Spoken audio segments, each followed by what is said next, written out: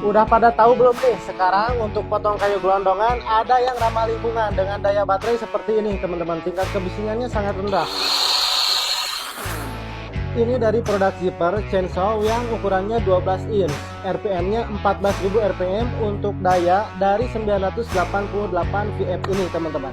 Nah, untuk aksesoris versi dasar dapat mata pisau rantainya 2 teman-teman ya. Kemudian juga ini ada pelindung. Nah, buruan cek di kiri bawah video ini, harganya mulai dari 350 ribuan saja teman-teman.